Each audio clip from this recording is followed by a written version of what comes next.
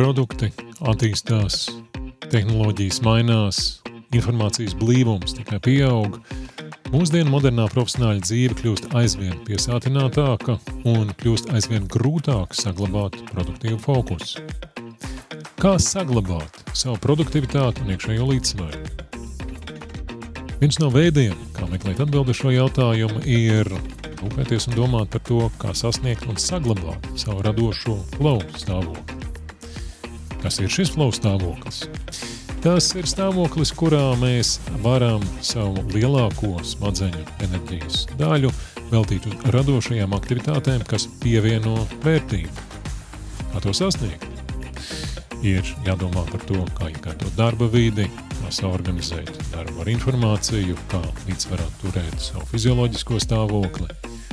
Ir jādomā par digitāliem rīkiem, kur cerams mums palīdz nevis traucē, palīdz apkopot informāciju, atvieglo automatizē uzdevumus, tādā veidā atbrīvojot mūsu pirmās smadzenes, radošās smadzenes, tām lietām, kas ir mums vissvarīgākās un vērtīgākās. Tēmu uzrunāju.